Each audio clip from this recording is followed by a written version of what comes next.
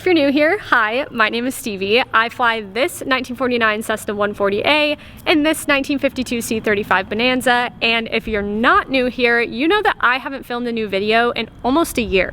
The last video I posted was flying this airplane from California to Oshkosh, which was an amazing trip, but the reason I haven't posted in almost a year is because of this airplane too. It's been giving me a lot of problems, so we're gonna take my Bonanza and go for a quick sunset flight up the coast and talk about what has been going on with my Cessna 140.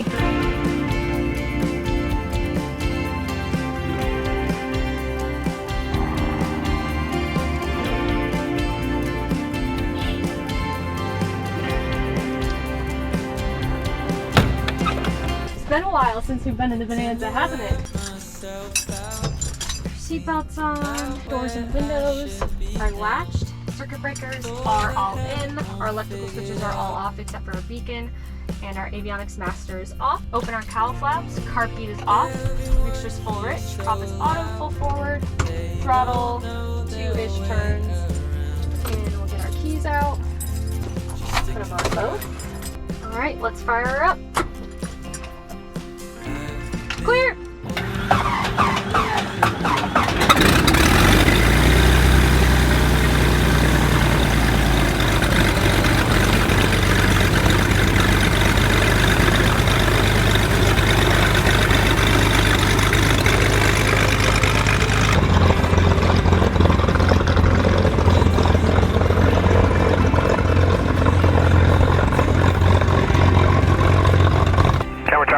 Zulu 0155 Zulu, wind 270 at 4, visibility 10, sky clear. Temperature 22, dew point 17, altimeter 2993. Terrain system test, okay. KCMA ground, Bonanza 5921 Charlie at the east end with the Zulu, ready to taxi for a right crosswind departure. Bonanza 5921 Charlie, KCMA ground, runway 26, taxi via Golf Alpha. 26 via Golf Alpha, 5921 Charlie. It's a beautiful night to fly tonight. I already flew the Bonanza once today, so we're very well acquainted at the moment. I haven't even done that much flying in the Bonanza lately because it was down for annual for a little while. Feels good to be flying this airplane again. Alright, let's do our run up back in the Bonanza. So fun. Alright, we are parked in the run up. So we have fuel selector, we're on the left tank, fuel quantity. We've got just under full on the left and full on the right. So we'll check our flight controls.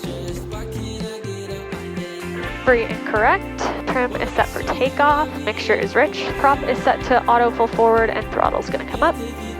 There's 19. We'll do our prop check. So over to manual and down. Looks good. Let it come back up on its own. And in the meantime, oil pressure's good, oil temperature's good, fuel pressure's good, and fuel flow is good. Bring it back to 1700 and do our mag check. Nice drop. Back up. Perfect. All right, and we'll pull it back to idle. Beautiful. Put this on, I don't know, outside air temperature. Why not? Flight instruments checked and set. We've got no red X's. Our altimeter is set correctly. We'll just bug in. 573 number Delta, KCMA tower, hold for runway 26, surround traffic. 3,500 feet for now. Radio transponder is set. We've got in tower. Flaps are set. They are up and the switch is in the neutral position. Doors and windows, just another double check. Lights are going to come on soon. Gas is on the left tank, undercarriage light indicator, mixture full rich, prop full forward auto, and seatbelts adjusted and locked. So, like I said, we're just going to go up towards the coast. Viper 54 flight, say again, type aircraft. And see what's going on. Check out the surf. And we're on tower. Now we wait. Envision at 4 runway 0, discard the departures, you can turn base when able. Okay, we'll do it now, thanks, 4 runway 0. KCMA tower, Bonanza 5921 Charlie, holding short 26, ready for departure, will be a right turn out to the north. Bonanza 5921 Charlie, KCMA tower, roger, stand by. Bonanza 5921 Charlie, runway 26, clear for takeoff, right crosswind approved. Runway 26, clear for takeoff, right crosswind, 5921 Charlie.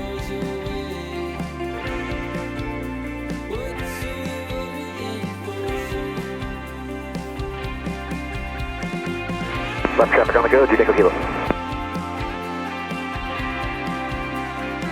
All the way full throttle.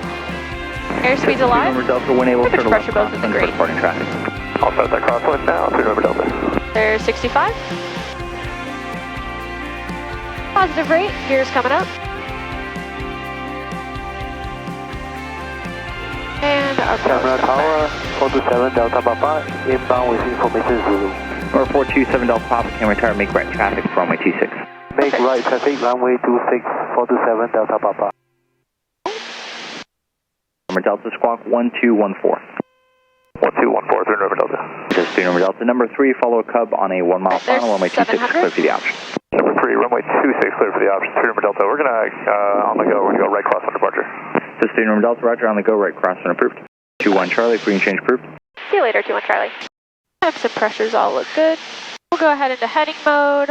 We'll do indicated airspeed and heading. And we'll go ahead and turn the autopilot on. I'm going to give us a little bit faster of a climb, actually. So soon we'll be coming up on Saticoy. We'll make a little left turn out towards the coast and see what's going on. So what has been going on with my 140? Because I haven't posted a video in a really long time, a new video, like filmed recently that is.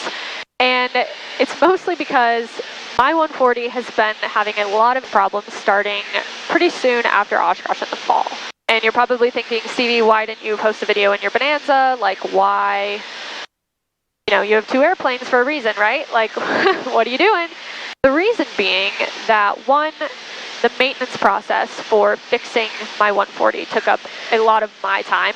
I was basically working my job 9 to 5 and then going to the airport to try and fix this thing with my mechanic. I'm not a mechanic, but I really do enjoy learning about things. And what happened in the 140 did honestly it definitely made me a lot more nervous of a pilot, and I'm already a nervous pilot, so I didn't need to be any more nervous. Like, truly, I'm very cautious in everything that I do, but what is it that happened that made me feel that way? I'm going to let the plane speed up a little bit and kind of put us into a little bit of a faster climb here. We'll get some air into the engine.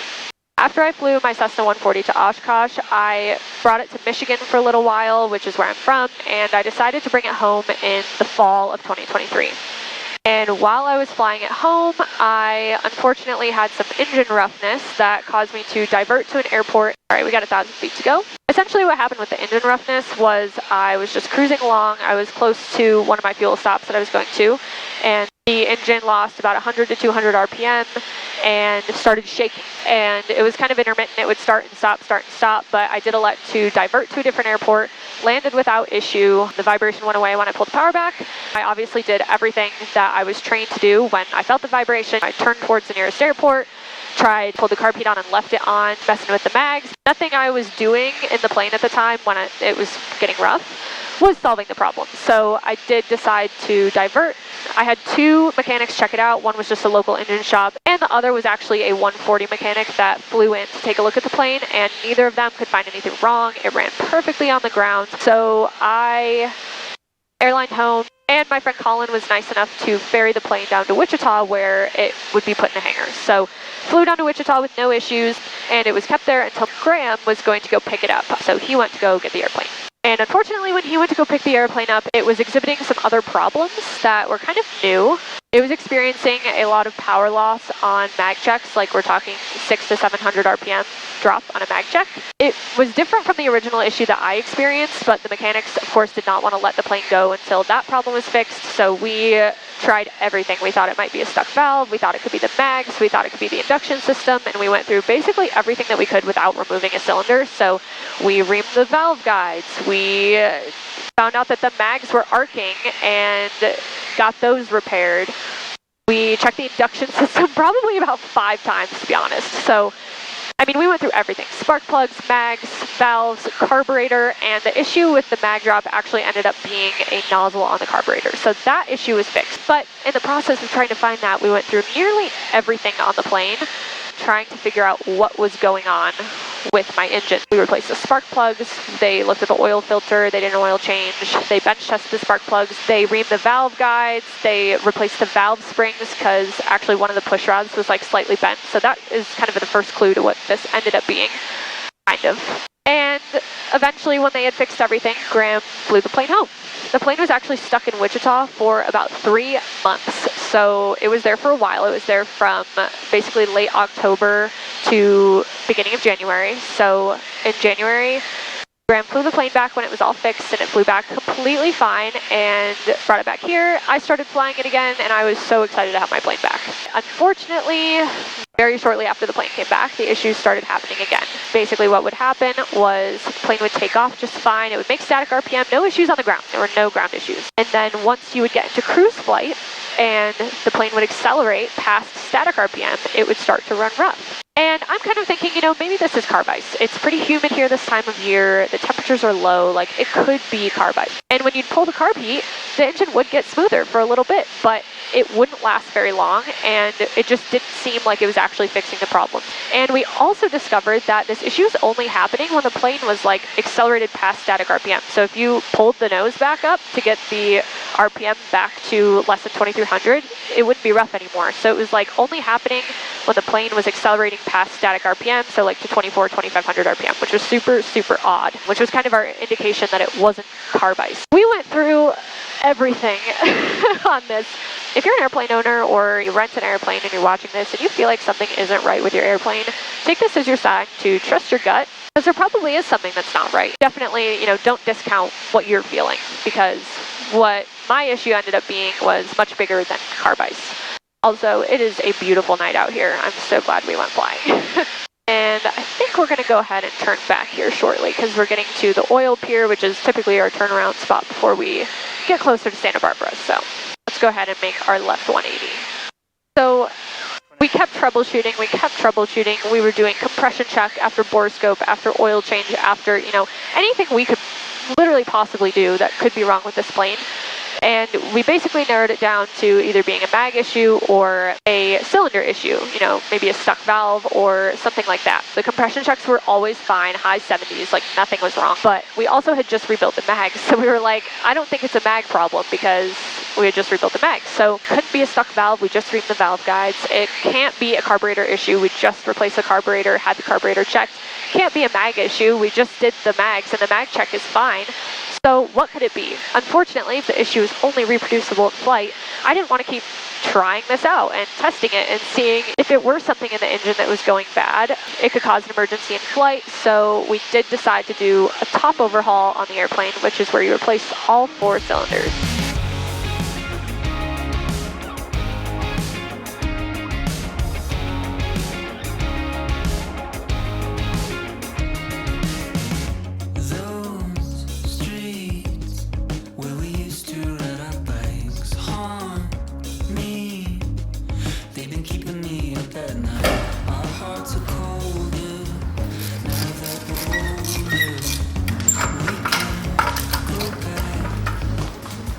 Wow. Ooh. Wow, that thing is dirty. Everything's fine.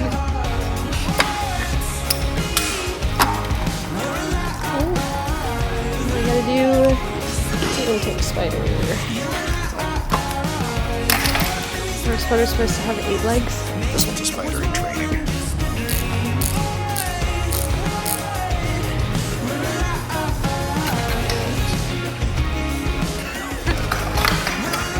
Are you guys as baffled as I am?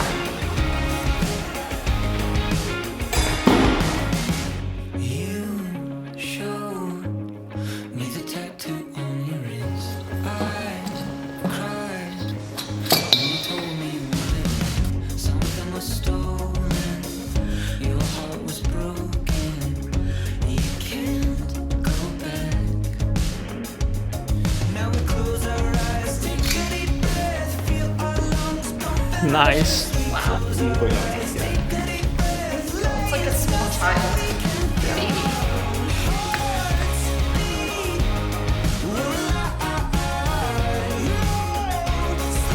This just looks wrong. So we've been here a while tonight, and the plan is tomorrow to come here somewhat early. All the cylinders are off down here in the 805 box, of course, and then we have all of our parts over here, but I'm actually pretty pleased with how clean we kept the hangar. All of the mess is contained to this one square, so I think we did pretty good.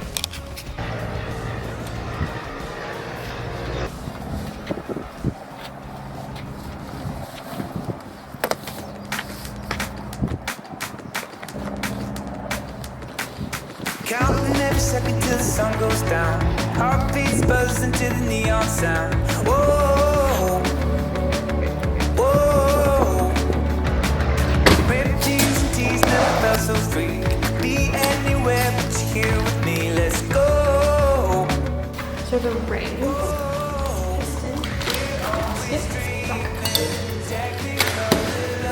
push rod, these are piston pins, wheel gasket, push rod kit. We're gonna install that too.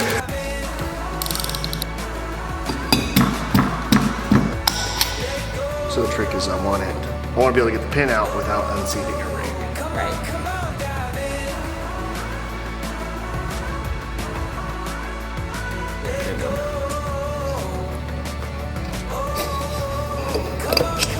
One down, 3 to go. Woohoo. Nuts are $9 a piece, so they better look good.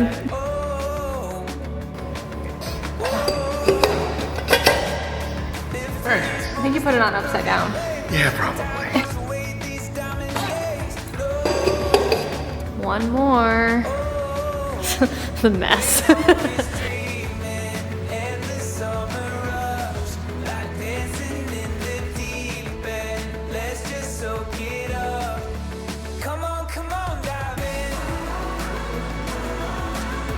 Hey Stevie, what do you think of the new cylinders?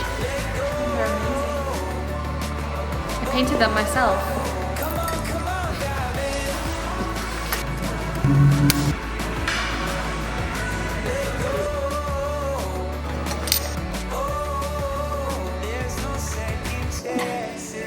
Oh, wow. Motor it for 10 seconds. Yep.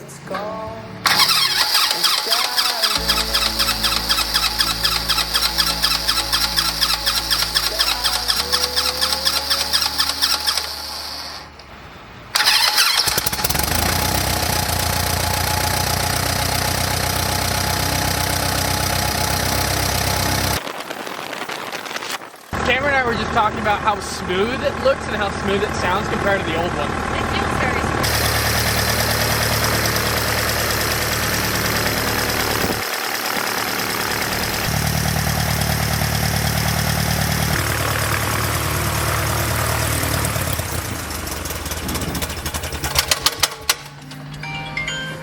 Oh my god, it sounds so much better. It sounds really good.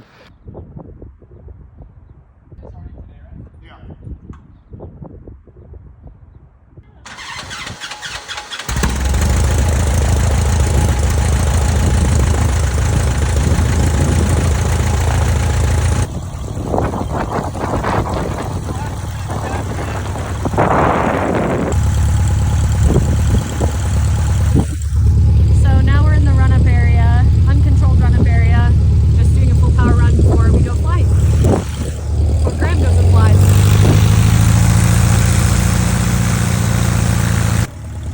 Hi.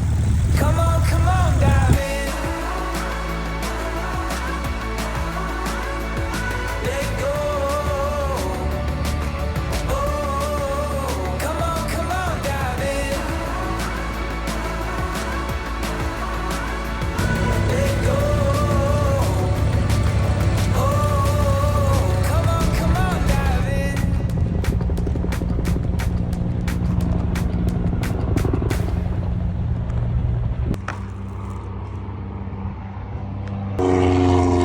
And for our brave test pilot. Thank you. Amazing. Luckily for us, the top overhaul did fix the problem. I can't thank my friend Cameron enough. We put 4 all-new cylinders on the airplane, and we ended up finding a stuck piston ring on one of the cylinders and a lot of valve guide clearance issues, which ultimately we believe were the cause of my engine roughness.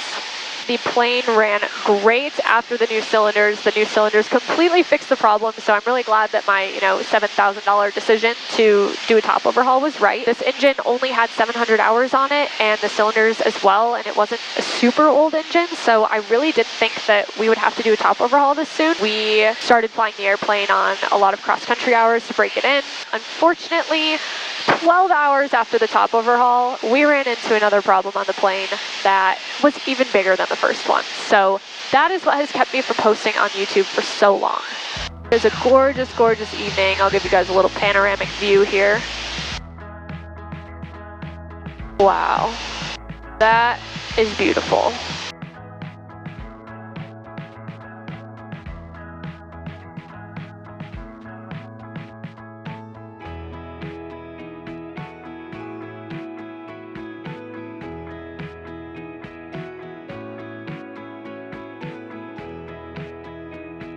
So, long story short, I'm excited that the top overhaul fixed our problems, but unfortunately the fix did not last very long, and we ran into another even bigger problem after the top overhaul. You guys will have to wait and see what that is because it definitely deserves its own video, you'll see. And I am really excited to start filming again because I have missed it. I have missed all of you watching my videos. I can't thank you all enough for sticking around and waiting for me to post again. Thank you guys. I really hope you enjoyed this sunset flight, and I hope that you enjoyed hearing about some of the maintenance problems we've been having with the 140. I actually really do think that the maintenance side of flying is extremely interesting, and I think it's especially useful for vintage airplanes. I know more about engines now than I ever have in my entire life. Sun is setting. I think it's time to head back to Camarillo. KCMA Tower Mission November, time at 02550, wind 280 at 4, visibility 10, skies clear, temperature 21, dew point 17, altimeter 29904, landing and departing runway 26, advise initial contact, Mission November. Camarillo Tower, Bonanza 5921 Charlie, Satakoy Bridge with November, inbound full stop. Bonanza 5921 Charlie, Camarillo Tower, make right traffic, runway 26. Right traffic 26, 5921 Charlie. Let's take her back in. We're a little high, so. Cessna 7 Norma Delta, number 3, follow Cessna just south of the tower, runway 26, cleared for the option, on the go, make left close traffic. 7 Norma Delta, cleared number 3, looking for traffic south of the tower. Bonanza 21 Charlie, number 4, follow a Cessna just north of the approach end, runway 26, clear to land. Number 4, looking for traffic, runway 26, clear to land, 5921 Charlie. Evening, sling 8020 Charlie, holding short 26 at Alpha, ready to go for a VFR departure to the west. Sling 20 Charlie, Camarillo Tower, roger, hold short, runway 26, arriving traffic. Short 26, 8020 Charlie. Let's get the gear down. This is 7 Norma Delta, traffic party now is a sling. There we go. Props come back full forward. And on auto. Inside, 7 Norma Delta. Gas is on the left tank. Number 20 Charlie is stable, no delay, traffic 1 mile per hour. We'll make it no delay, 8020 Charlie. November 21 Charlie, traffic follow short final. Inside 21 Charlie. Cool, we'll get some flaps in. Takeoff 054 Lima, number 3, follow a Bonanza north of beam the approach end, runway 26, clear for the option. There we go. Number 3, following the Bonanza, 54 Lima. Gas is on the left tank, undercarriage light, indicator, mixtures full rich, prop full forward, auto, seatbelts adjusted locked. We'll throw on the taxi light just to be dramatic. All of our lights are on.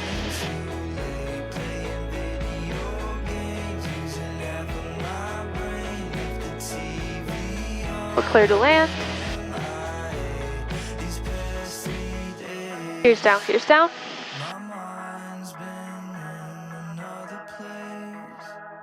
Gas is on the left tank, undercarriage light, indicator, mixture full rich, prop forward, auto, seatbelt. Number 20 Charlie, free and change group. Change group, good day, 8020 Charlie.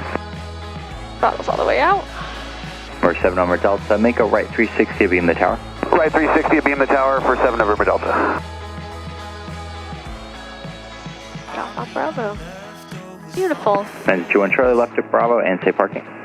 Left on Bravo, we're going to the east end, 5921 Charlie. Bonanza 21 Charlie, main frequency, and taxi east end via Bravo Foxtrot. East end via Bravo Foxtrot with you, 5921 Charlie. Have a good night. Thanks, you too.